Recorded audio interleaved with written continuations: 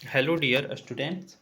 आज हम लोग भारत के राष्ट्रीय प्रतीक के बारे में जानेंगे। भारत के राष्ट्रीय प्रतीक, जैसे कि राष्ट्रीय प्रतीक पहला है राष्ट्र ध्वज, जो राष्ट्रीय झंडा है। राष्ट्रीय झंडा के बारे में पूरा विस्तार से इस वीडियो में जानेंगे, ठीक है। लगातार राष्ट्रीय प्रतीक पर वीडियो बनाएंगे आगे भी, ठीक है, जो कि 5-10 मिनट का होगा और पूरा विस्तार से, जैसे कि आज राष्ट्र ध्वज है जो है झंडा, झंडा के बारे में पूरा विस्तार से आप लोगों को बताएंगे, जो कि भारत की एक राष्ट्रीय ध्वज है।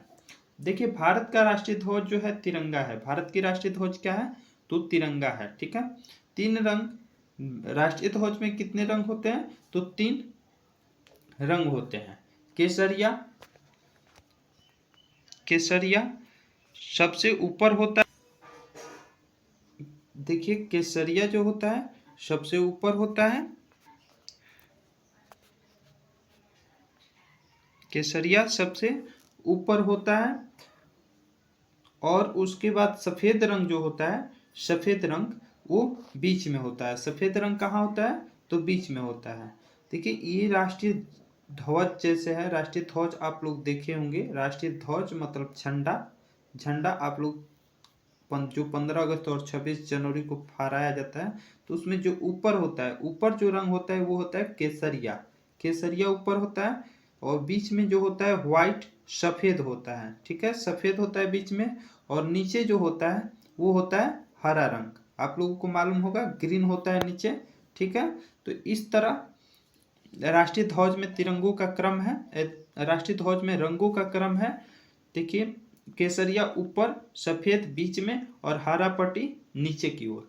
इसके बीच में, ठीक बीच में आप लोग देखे होंगे कि बीच में जो होता है एक चक्र बना होता है। क्या बना होता है? एक चक्र बना होता है, जो कि नीले रंग का होता है। किस रंग का होता है?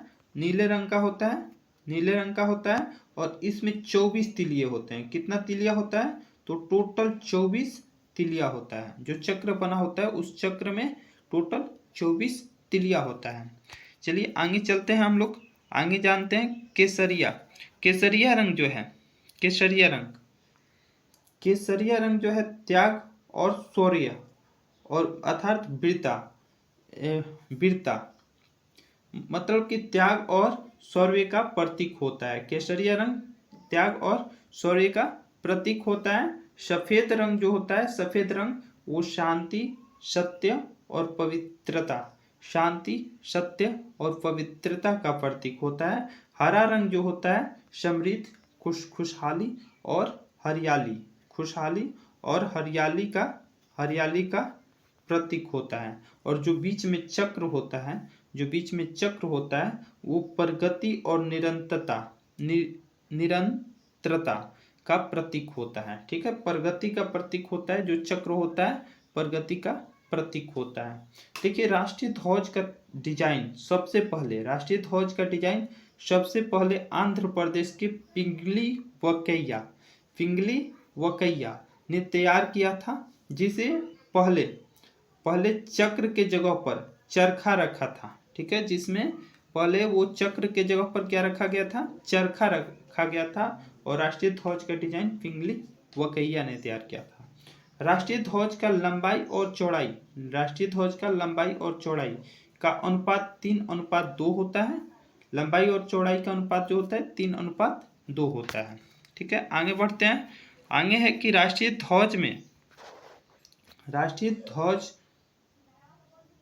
में राष्ट्रीय ध्वज हंसा मेहता ने प्रस्तुत किया था। राष्ट्रीय संविधान सभा में, संविधान सभा जो भारत के संविधान सभा है, उस संविधान सभा में राष्ट्रीय ध्वज को सबसे पहले हंसा मेहता ने प्रस्तुत किया था। मतलब हंसा मेहता ने दिखाया था, उसमें प्रस्तुत किया था।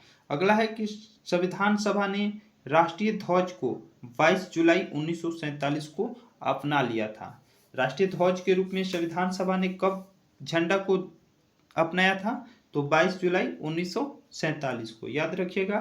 भारतीय ध्वज संहिता 2002, भारतीय ध्वज संहिता 2002 के तहत आम नागरिकों के लिए राष्ट्रीय ध्वज फहराने का अधिकार मिला। मतलब पहले था कि आम लोग राष्ट्रीय झंडा को नहीं फहरा सकते थे, राष्ट्रीय ध्वज को नहीं फहरा सकते थे, लेकिन एक नियम लागू किया गया कि भारतीय ध्वज संहिता में 2002 में एक नियम लागू किया जाता है कि आम लोग भी राष्ट्रीय ध्वज को फहरा सकते हैं। ठीक है। अगला है कि झंडा गीत, झंडा ऊंचा रहे हमारा। झंडा गीत जो है, झंडा ऊंचा रहे हमारा, किसकी रचना है? तो ये रचना है श्यामलाल गुप्त पार्षद की, श्यामलाल गुप्त पार्षद की है। ठीक है। चलिए तो आगे बढ़ते हैं।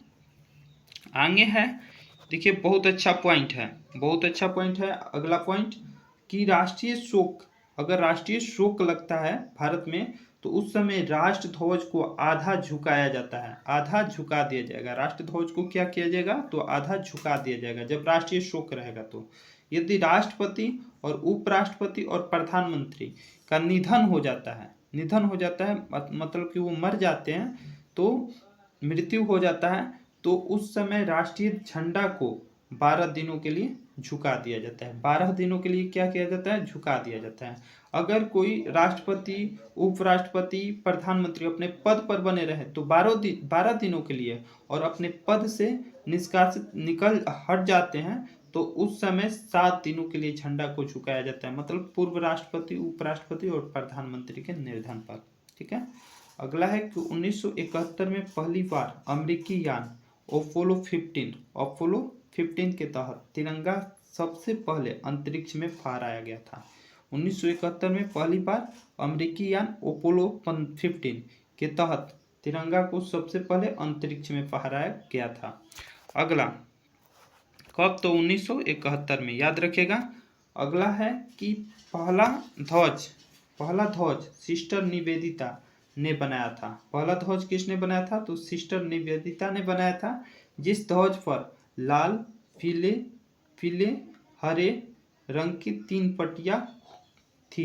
पट्टियां थी, जिसके हरे पट्टियों पर 8 कमल थे, जिसके हरे पट्टियों पर कितना? 8 कमल थे। लाल पट्टी पर सूरज थे और चांद चित्रित थे, सूरज और चांद लाल पट्टी पर चित्रित थे। ठीक है।